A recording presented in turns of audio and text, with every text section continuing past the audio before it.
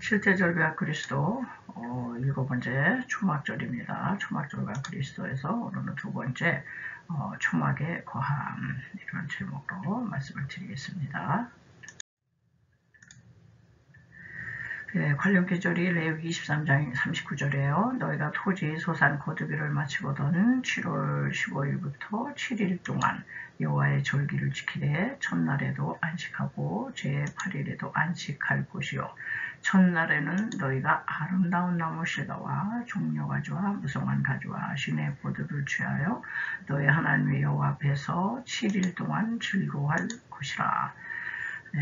너희는 7일 동안 초막에 거하되 이스라엘에서 난 자는 초막에 거할지니 이는 내가 이스라엘 자손을 애굽 땅에서 인도하여 내던 때에 초막에 거하게 한 줄을 너희 대대로 알게 함이니라. 초막을 하나 제가 이제 갖고 왔어요.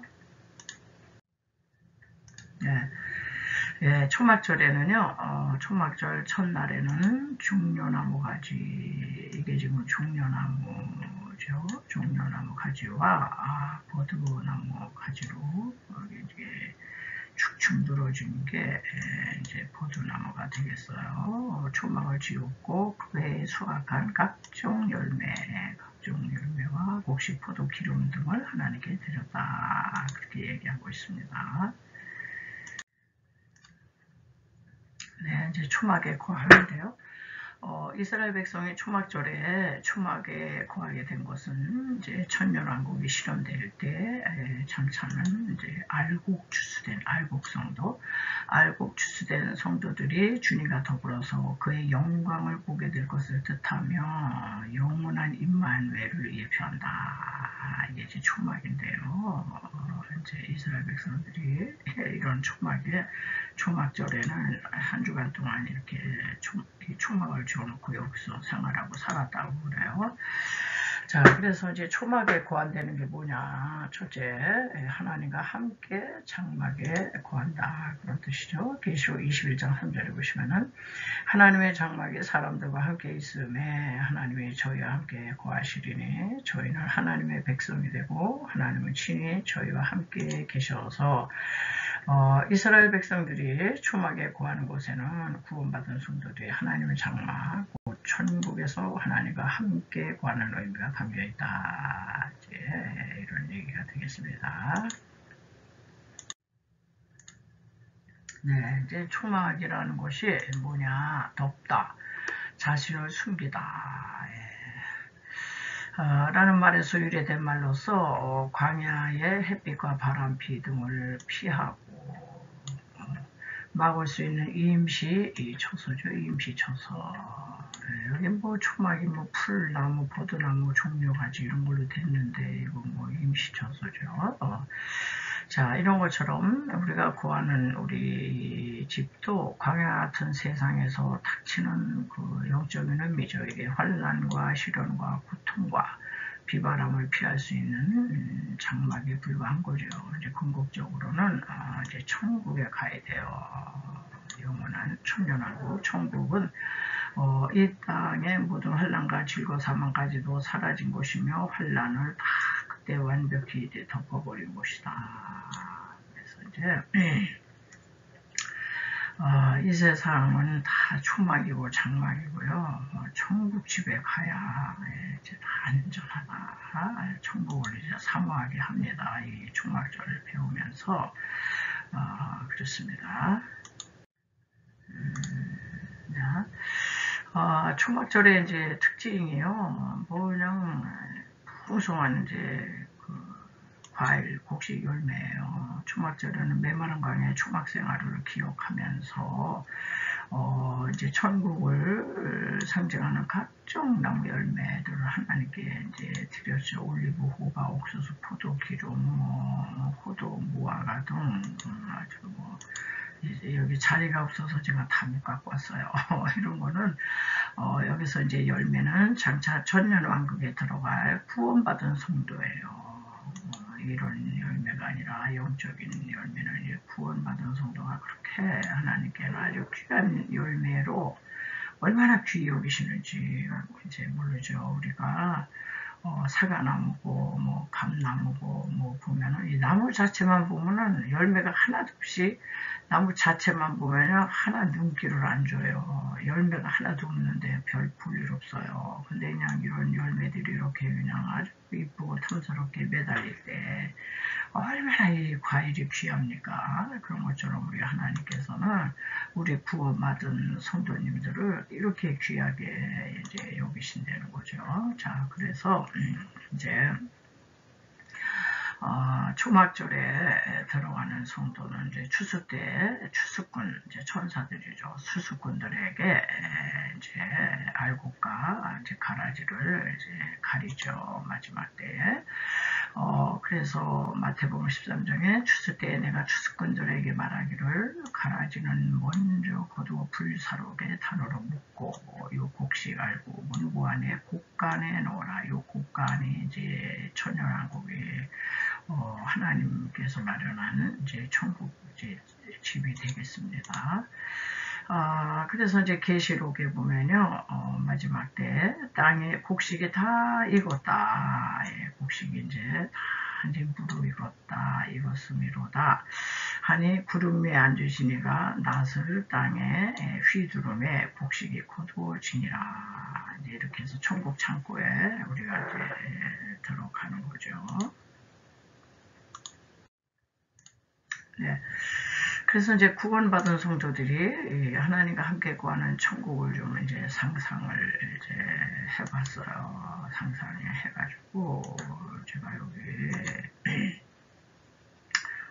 천국은 이제 보석으로 이제 다 치장돼 되는데 보석집이 되겠구나 이제 이렇게 상상을 해봤습니다. 계시록 21장에 보면은 내가 들으니 보좌에서 큰 음성이 나서 가로되 보라 하나님의 장막이 사람들과 함께 있음에 하나님이 저희와 함께 거하시리니 저희는 하나님의 백성이 되고 하나님은 친히 저희와 함께 계시하셔서 모든 이제 눈물을 다 닦아주시죠. 눈물을 그 눈에서 씻기심에 다시 사망이 없고 애통하는 곳이나 곡하는 곳이나 아픈 곳도 다시 있지 아니하리니 이제 처음 것들이 다 지나갔다. 이런 거는 이제 다시는 없다는 거예요. 예. 자, 이는 창세기 3장에서 이런 것들이 왜 들어왔어요? 아담의 범죄로 쫓겨났던 이 에덴 동산의 이 기쁨과 회복이 이게 다 사라졌는데 이 천국 집에 갈 때까지는 부득불 저주 아래 사는 인생들은요 이런 걸 다 이제 겪을 수밖에 없어요. 그러나 예수 그리스도께서 다시 오셔서 궁극적으로 이런 게 다 지나가고 기쁨과 환희와 행복한 이제 천국이 우리를 기다리고 있지요. 자, 그래서 누가복음 9장에도 보면은 예수님께서 베드로, 요한, 야고보 수제자 3명만 데리고 변화산상에 올라가셔가지고 장차 천년왕국 때 어떻게 벌어질 건가 천년왕국 때의 실제를 이제 보여주시기도 했습니다. 네. 그래서 이제 천국 집을 보니까 여기 계시록 21장 18절에 그 성곽은 벽옥으로 쌓였고 그 성은 정금인데 금으로 되어 있다는 거예요. 그래서 황금성 예루살렘이라고 찬양도 있거든요.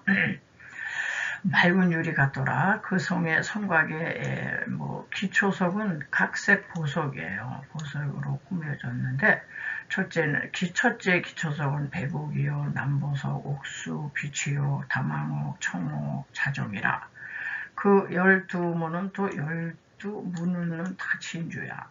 진주니 여기 제가 진주를 갖고 왔거든요. 이 진주로 되어 있대요. 문마다 한 진주여 성의 길은 맑은 유리같이 정금이더라. 그래 길바닥에 다 금이야. 그래서 이게 또 영적인 의미가 있지요. 천국 가는 사람은 이 정금, 황금을 발로 밟을 정도로 그렇게 금을 우리는 발로 밟는 사람 없어요. 보석함에 집어넣고 너무 귀에서 손가락에 끼고 목걸이 팔찌에 끼고 귀걸이 하고 그냥 잘 보이는데 이렇게 다 차고 이러고 다니는데 천국에서는 그런 금이 다 길바닥이다 이런 얘기예요. 네, 이스라엘 백성들이 이제 애굽에서의 삶과 광야에서의 삶, 그리고 장차 들어갈 천년왕국에서의 좀 삶을 이제 좀 대조를 해놨어요. 이제 이스라엘 백성들이 430년 동안 애굽에서 살았을 때는 어때요? 하나님을 못 섬겼어요. 하나님을 떠난 삶이었고 종의 지배 거했어요. 고센 땅에 아무리 좋아도 종의 집입니다. 노예. 그리고 이제 바로의 백성이 됐어요.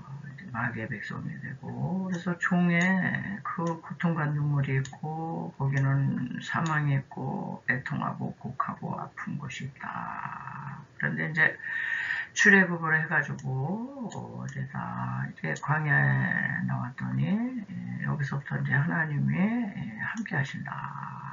이게 다 우리에게도 해당되는 거잖아요. 우리가 예수님을 믿기 전에는 다 이 애굽에 속해서 이제 살았는데 애굽 쪽에는 이제 그런 삶을 살았는데 예수 믿게 되면은 하나님이 함께 하세요. 그리고 이제 이스라엘 백성들이 광야로 나오니까 이런 초막을 짓고 살았죠. 그래서 초막집이에요.